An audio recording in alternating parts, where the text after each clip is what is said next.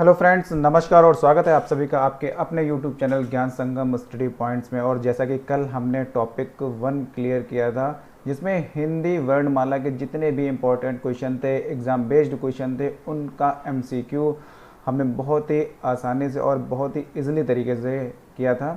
और आज जो है हिंदी का सेकेंड टॉपिक है उपसर्ग एंड प्रत्यय।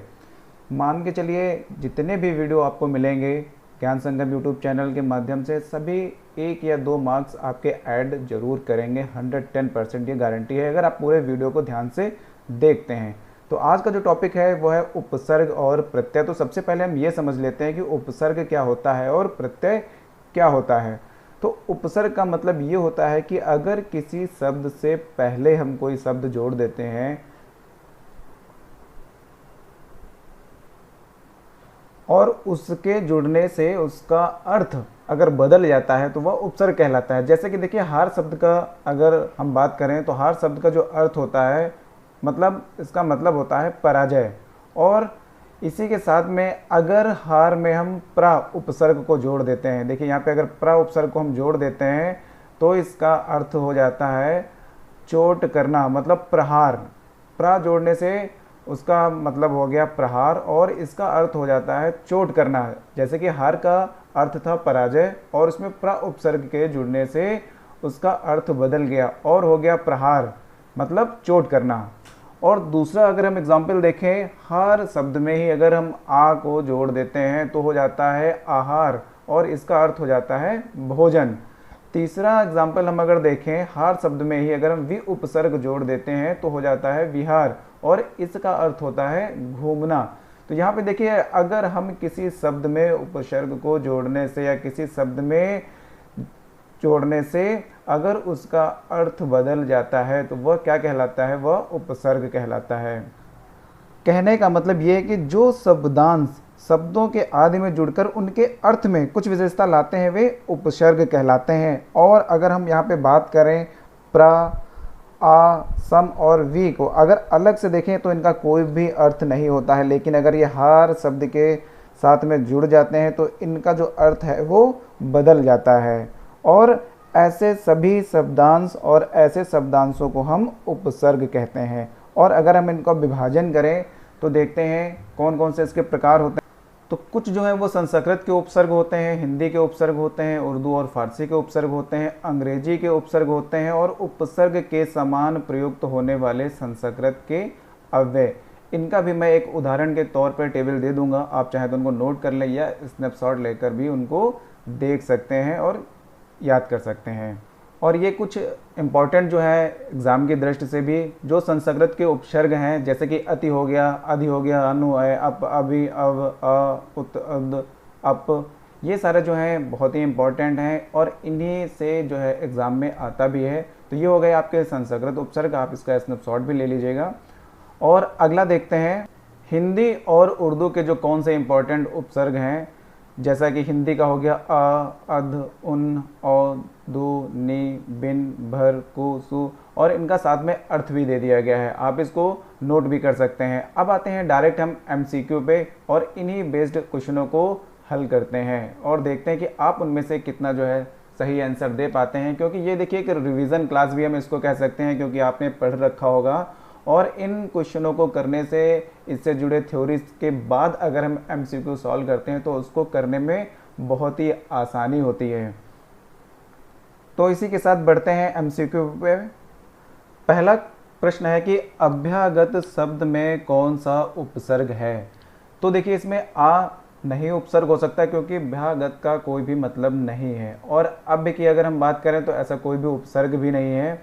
और दूसरा यहाँ पे जो सी ऑप्शन आपको दिख रहा है अभी, अभी का मतलब होता है सामने या चारों ओर या पास, मतलब तीनों इसके अर्थ होते हैं। इसलिए जो इसका सही आंसर होगा वो अभी होगा। और अगर हम बात करें कि अभी उपसर्ग से और कौन कौन से शब्द बनते हैं, तो अभी जो है उपसर्ग से अभियान, अभिषेक, अभिनयन, अभिमुख, ये सारे भी जो है इन उपसर्ग अभी उपसर्ग से जो है शब्द बनते हैं। अगला प्रश्न देखते हैं कि अत्याचार शब्द में उपसर्ग है। देखिए अत्याचार, और अगर आपने टेबल देख रखी है तो वहाँ पे आपने पढ़ा होगा कि अति, अति जो है एक उपसर्ग है और इसका मतलब होता है अधिक, इसलिए इसका जो सही आंसर होगा वो सी होगा। सी उपसर्ग जो है अत्याचार में आएगा। और अगर हम और बात करें अति उपसर्ग की, तो इससे जो दूसरे और नए शब्द बनते हैं वो हो गया अत्यधिक। जैसे अति प्लस अधिक, अत्यधिक हो गया, अत्यंत हो गया, अतिरिक्त हो गया, अतिशय हो गया। ये सारे जो है अति उपसर्ग के जुड़ने से नए शब्द बनते हैं। इसी के साथ अगला प्रश्न की अगर हम बात करें तो अज शब्द को स्त्रीवाचक बनाने के लिए किस प्रत्यय का प्रयोग होगा। यहाँ पे बात आ गई प्रत्यय की। प्रत्ययों का अपना अर्थ कुछ भी नहीं होता है, इनका जो है अपना कोई भी अर्थ नहीं होता है और ना ही जो इनका प्रयोग है वो स्वतंत्र रूप से किया जा सकता है। और अगर हम इसकी बात करें तो प्रत्ययों का जो है अर्थ जो है सिर्फ और सिर्फ किसी शब्द के अंत में, अगर हम किसी शब्द के अंत में अगर किसी शब्दांश को जोड़ते हैं और उससे उसका अर्थ जो है बदल जाता है, तो ऐसे शब्दांश को हम प्रत्यय कहते हैं। और प्रत्यय के दो भेद होते हैं, तद्धित प्रत्यय और कृत प्रत्यय। अगर हम तद्धित प्रत्यय की बात करें तो वे प्रत्यय जो धातु को छोड़कर अन्य शब्दों में जैसे कि संज्ञा, सर्वनाम व विशेषण में जुड़ते हैं वे तद्धित प्रत्यय कहलाते हैं। और अगर हम कृत प्रत्यय की बात करें तो वे प्रत्यय जो धातु में जोड़े जाते हैं कृत प्रत्यय कहलाते हैं। और तद्धित प्रत्यय के अंदर अगर हम बात करें तो ये सारे जितने भी हैं 9, ये सब तद्धित प्रत्यय के उदाहरण। अगर आपको इनसे जुड़ा कोई भी प्रश्न मिलता है या हल करने में आपको कोई समस्या आती है तो आप उनको कमेंट बॉक्स में लिखकर ज़रूर बताइएगा, तो इस पर भी एक अलग से वीडियो बना दिया जाएगा। अगर हम इसकी बात करें, अगर इनके बेस्ड क्वेश्चनों को सॉल्व करें या इनके बारे में बताएं तो वीडियो काफ़ी लंबा हो जाएगा। इसलिए अगर आपको ऐसा कोई भी क्वेश्चन दिखता है, कोई भी प्रॉब्लम आती है ऐसे क्वेश्चनों को करने में, तो आप जरूर कमेंट बॉक्स में लिखकर बताइएगा। बढ़ते हैं नेक्स्ट क्वेश्चन की तरफ। अगला प्रश्न है कि अज शब्द को स्त्रीवाचक बनाने के लिए किस प्रत्यय का प्रयोग होगा। तो अगर हम इसको स्त्रीवाचक बनाएंगे तो इसका सही आंसर जो होगा वो सी होगा। अज में अगर हम आ को जोड़ेंगे तो अजा हो जाता है और सी इसका सही आंसर होगा। अगला प्रश्न है कि सजावट शब्द का प्रत्यय बताइए। तो देखिए प्रत्यय, प्रत्यय का मतलब है ऐसे शब्दांश जो शब्द के अंत में जुड़कर उसका अर्थ बदलते हैं। और इसका जो पहला ऑप्शन है आव नहीं होगा। आवट, अगर आवट की अगर हम बात करें तो ये देखिए अंत में जो है आवट शब्दांश हमें दिख रहा है, तो सजावट शब्द का जो प्रत्यय होगा वो आवट ही होगा। इसका सही आंसर है बी। एक अगला प्रश्न है कि दुस्साहस शब्द का उपसर्ग चुनिए। उपसर्ग हमको बताना है कि दुस्साहस में कौन सा होगा। तो देखिए दुर, ये नहीं हो सकता है। और ये यहाँ पे देखिए खाली सा है, ये भी नहीं होगा। और दु, अगर हम दु को जोड़ते हैं सिर्फ दु को तो कोई भी इसका अर्थ नहीं बनता है। अगर हम यहाँ पे बात करें दुस, दुस अगर हम शब्द को जोड़ते हैं और साहस में तो यहाँ पे बनता है दुस्साहस। तो इसका जो दुस्साहस का उपसर्ग होगा वो होगा ए, मतलब ये इसका सही आंसर है। अगला क्वेश्चन हम देखते हैं कि नीचे कुछ शब्द दिए गए हैं, उनमें प्रयुक्त उपसर्ग चुनकर बताना है। जैसे कि अपमान में, अपमान में अगर हम बात करें तो उपसर्ग क्या होगा आप आसानी से बता सकते हैं। इसके 4 ऑप्शन दिए गए हैं, अव है, अप है, उप है सॉरी, और अति है। अति तो बिल्कुल नहीं हो सकता। और यहाँ पे अप है। तो देखिए अप जो इसका सही आंसर होगा, क्योंकि आसानी से दिख भी रहा है, आसान भी है, लेकिन रिवीजन की दृष्टि से आपको इनको करते रहना है, जिससे क्या होता है कि हमें क्वेश्चन याद भी होते हैं और साथ में इनका करने का तरीका वो भी हमें पता चलता है। अगला प्रश्न जो है दुरावस्था में कौन सा उपसर्ग होगा। तो देखिए दुस नहीं हो सकता।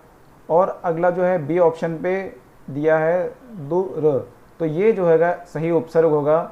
और दुर उपसर्ग जुड़ने से जो है दुरावस्था शब्द बना हुआ है, इसलिए इसका जो है बी सही आंसर होगा। इस पर ज़्यादा समय इसलिए नहीं लगा रहे क्योंकि ये आसान है और सिर्फ आपको बताना है कि कौन कौन से उपसर्ग जो हैं महत्वपूर्ण है आपकी परीक्षा की दृष्टि से। अगला प्रश्न है कि पराजय। देखिए पराजय में कौन सा उपसर्ग होगा। परि दिया गया है, प्र दिया गया है, परा दिया गया है और आ, तो इसका जो सही आंसर होगा वो सी होगा। अगले प्रश्न की तरफ बढ़ते हैं। अब कुछ लगातार ऐसे प्रश्नों का हम अभ्यास करेंगे जिसमें हमें चुनना है कि प्रत्यय क्या होगा। जैसे कि क्वेश्चन नंबर 10 है घुमक्कड़, तो इस शब्द में जो है प्रत्यय क्या होगा। देखिए पहला ए जो है नहीं हो सकता। और यहाँ पे देखिए अक्कड़, ये जो है मिल रहा है और अक्कड़ के जुड़ने से ही, अक्कड़ शब्दांश के जुड़ने से ही जो है घुमक्कड़ शब्द बनता है। तो इसलिए इसका जो सही आंसर होगा वो बी हो जाएगा।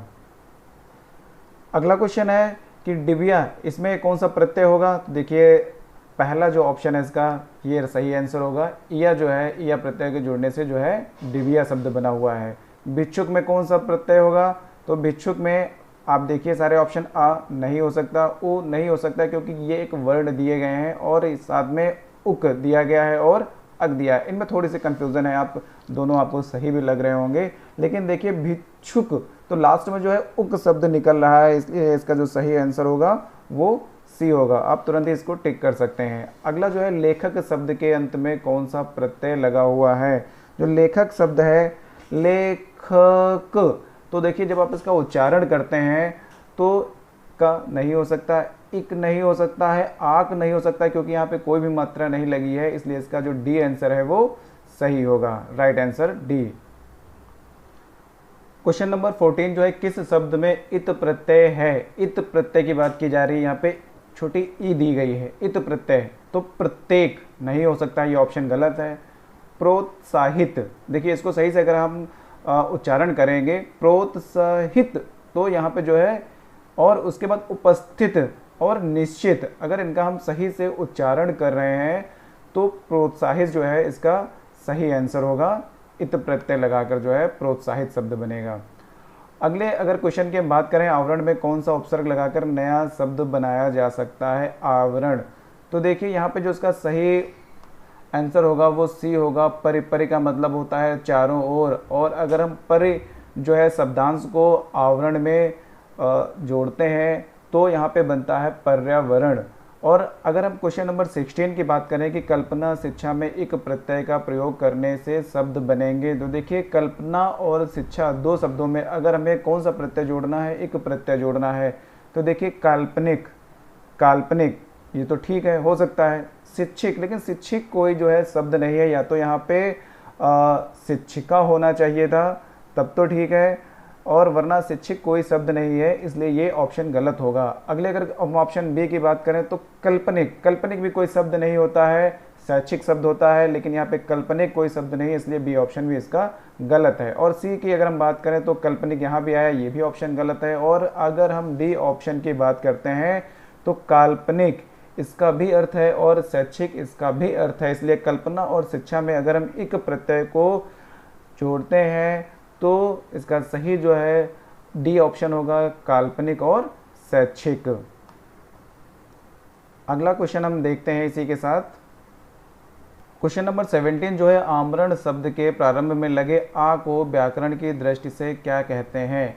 देखिए आमरण शब्द के प्रारंभ में, यहाँ बात आ गई उसके प्रारंभ में, अगर हम प्रारंभ की बात कर रहे हैं तो यहाँ पे सीधे सीधे उपसर्ग जो है इसका सही आंसर होता है, क्योंकि प्रत्यय जो होते हैं, प्रत्यय ऐसे शब्दांश होते हैं जो शब्द के अंत में जोड़े जाते हैं, और उपसर्ग ऐसे शब्द होते हैं, ऐसे शब्दांश होते हैं जो शब्द के प्रारंभ में जोड़े जाते हैं और उसका अर्थ में परिवर्तन करते हैं।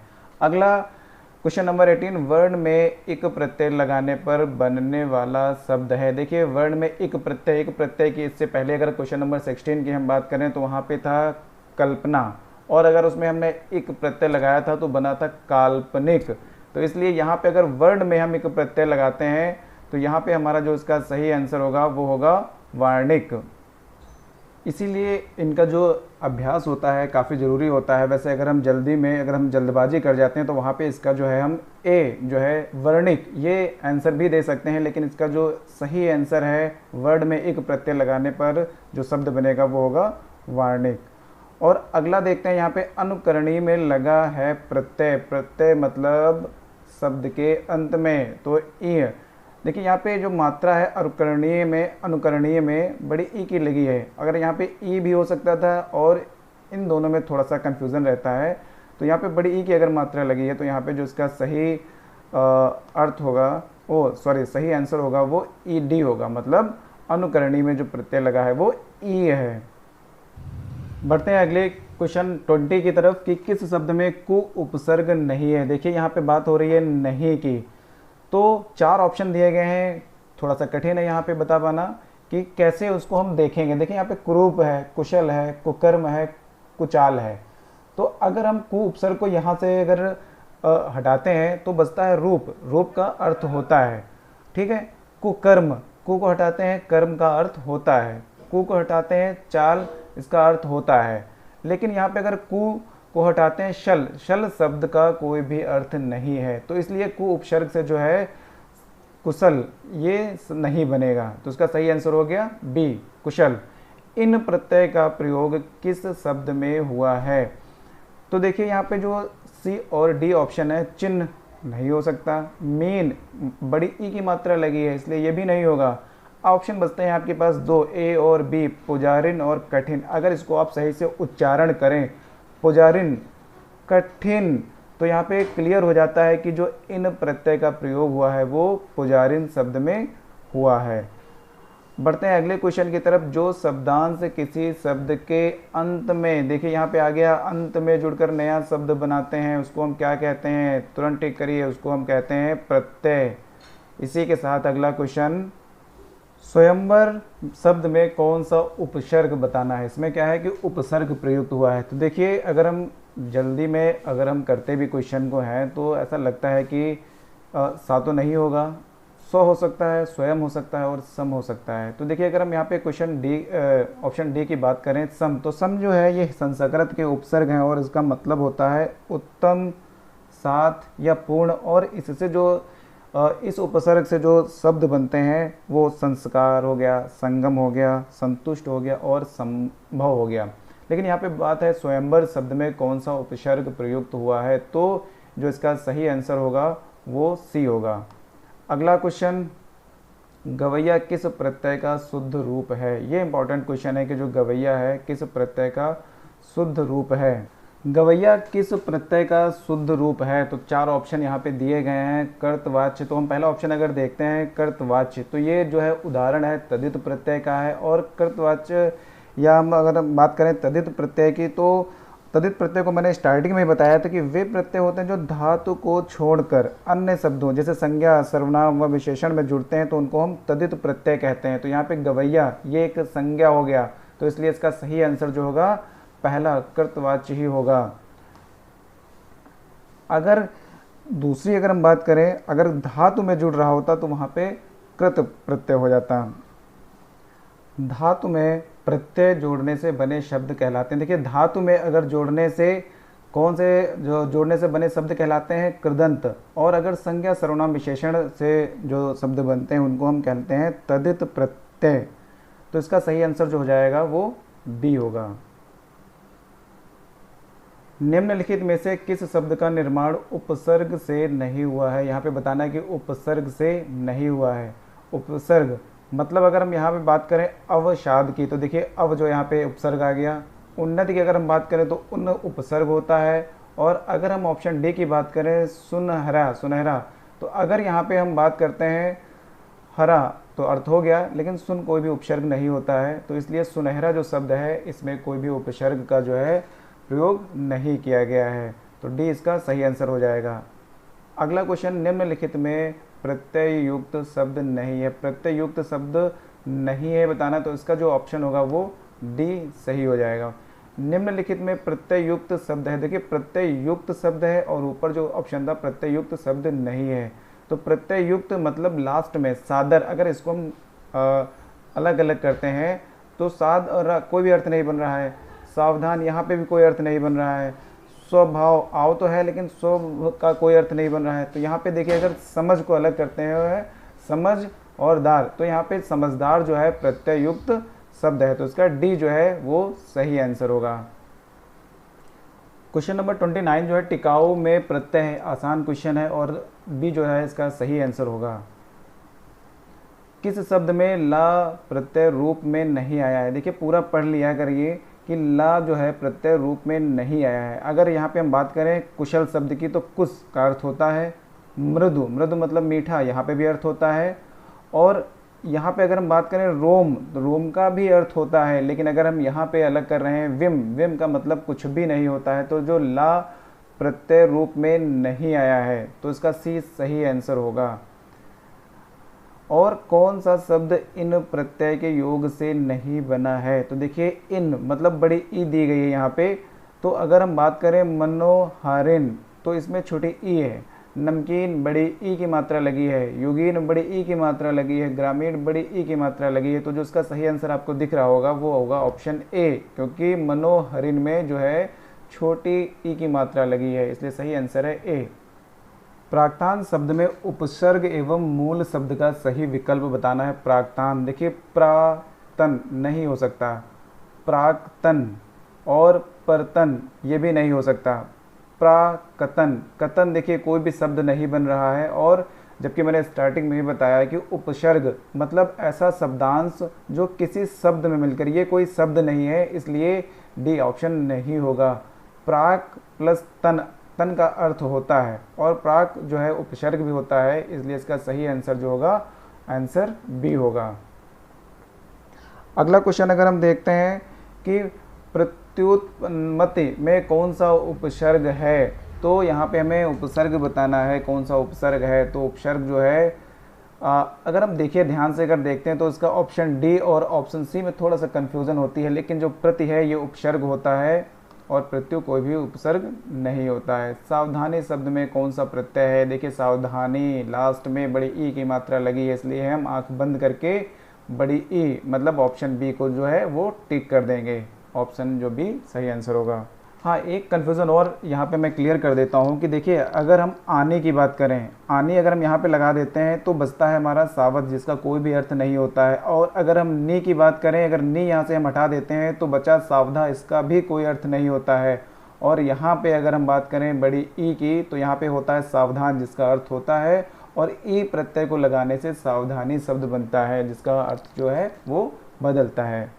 क्वेश्चन नंबर 35, निम्नलिखित में से किस शब्द में एक प्रत्यय लगा हुआ है। देखिए प्रत्यय मतलब अगर प्रत्यय की हम बात करें और इसमें सभी के लास्ट में गर प्रत्यय गर गर गर, ठीक है।